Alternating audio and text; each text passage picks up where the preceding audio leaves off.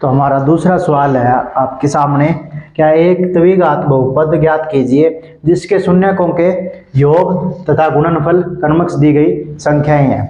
तो दूसरा सवाल हमें क्या दिया है, एक द्विघात बहुपद ज्ञात करना है जिसके शून्यकों का योग और गुणनफल क्रमश, मतलब पहला क्रमश का मतलब शून्यकों का योग पहले लिखा हुआ है तो योग पहले वाला है, और गुणनफल बाद में लिखा हुआ तो गुणनफल बाद वाला है।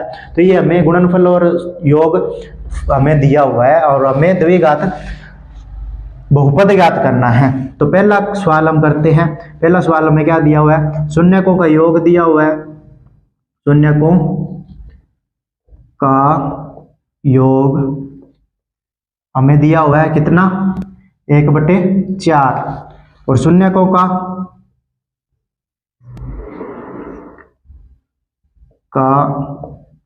गुणनफल, शून्यकों का गुणनफल हमें कितना दिया हुआ है, -1। तो योग क्या होता है, -b/a, और गुणनफल क्या होता है, c/a के बराबर। किसके बराबर होता है, योगफल किसके बराबर होता है, -b/a के बराबर, और गुणनफल c/a के बराबर। ये क्या होता है, -x का गुणांक होता है और नीचे होता है x² का गुणांक। इधर ये c क्या होता है, अचर पद, और a क्या होता है, x² का गुणांक।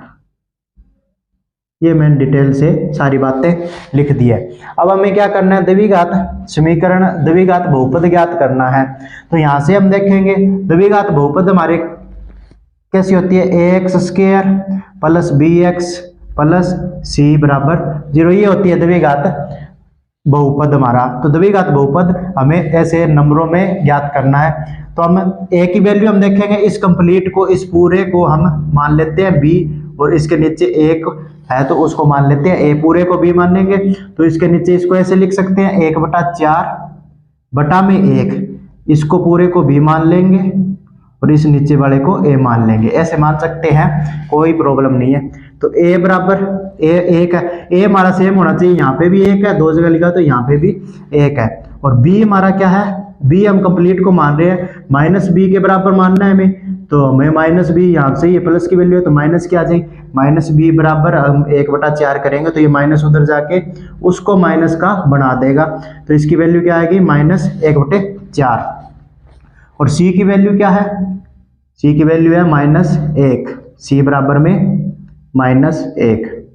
ये आ गई। अब हमारे पास ये वैल्यू आ गई सारी, हमें वैल्यू इसमें द्विघात इक्वेशन में पुट करनी है बस। a की वैल्यू क्या है, 1x² हो जाएगा, b की वैल्यू क्या है, -1/4, और x प्लस में c की वैल्यू क्या है, माइनस की, तो माइनस का 1 आ जाएगा बराबर में 0।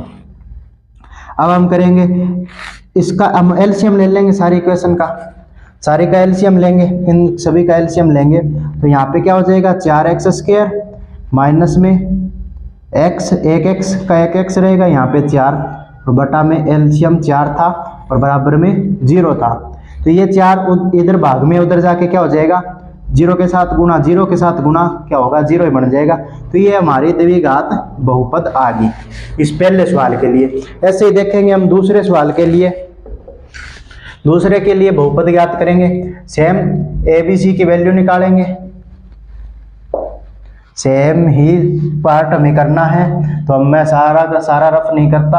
अब दूसरे पार्ट के लिए हमारे पास क्या दिया हुआ है, वर्गमूल 2 दिया हुआ है, और यहाँ पे दिया हुआ है 1/0 का गुणनफल क्या दिया है, 1/3। a की वैल्यू a हम 1 मान लेंगे, b हमारा 1, इसके नीचे 1 है और इसके नीचे भी क्या है, 1, a को 1 मान लिया, और b हमारे पास क्या दिया हुआ है, माइनस।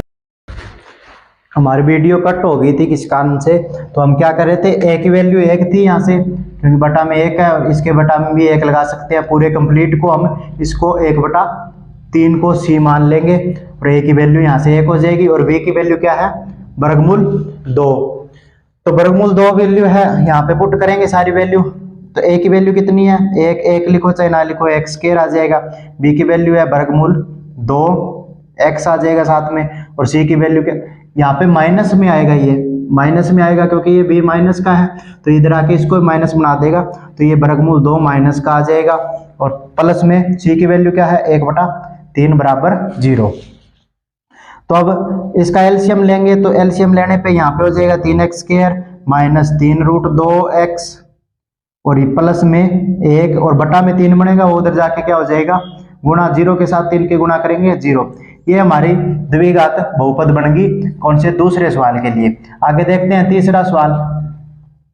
तीसरे में क्या दिया हुआ है 0 और वर्गमूल 5 दिया हुआ है। अब वैल्यू हम उसी के हिसाब से लेंगे। इस 0 के बटा में 1 लिख सकते हैं, इसके बटा में 1 लिख सकते हैं। a की वैल्यू क्या हो जाएगी 1, b की वैल्यू क्या हो जाएगी 0 और c की वैल्यू क्या हो जाएगी वर्गमूल 5। तो a की वैल्यू क्या है 1 लिखो चाहे ना लिखो, b की वैल्यू क्या है 0x प्लस c की वैल्यू क्या है वर्गमूल में 5 बराबर में 0। ये कंप्लीट 0 बन जाएगा, ये आ जाएगा x² प्लस वर्गमूल 5 बराबर 0। ये द्विघात इक्वेशन आ जाएगी तीसरे वाले के लिए। आगे हम देखते हैं इसका चौथा पार्ट। चौथे पार्ट में हमें क्या दिया हुआ है एक दिया हुआ है गुणनफल और योगफल। सभी की वैल्यू हमें क्या दी हुई है योगफल 1 दिया हुआ है और गुणनफल भी 1 दिया हुआ है, बटा में 1 लगा सकती हैं। तो a की वैल्यू क्या आ गई 1 और b की वैल्यू यहाँ से माइनस इधर आ जाएगा तो इसको -1 आ जाएगा, b की वैल्यू और c की वैल्यू प्लस का 1। वैल्यू पुट करेंगे x² आएगा, 1 लिखो चाहे ना लिखो। ये माइनस का x आ जाएगा क्योंकि -1 है, ये प्लस का 1 आ जाएगा, यहाँ पे लिखनी पड़ेगी 1 दिखाना पड़ेगा क्योंकि ये चरपद है 0। ये हमारी द्विघात इक्वेशन बन गई चौथे पार्ट के लिए। अब हम करते हैं पांचवा पार्ट।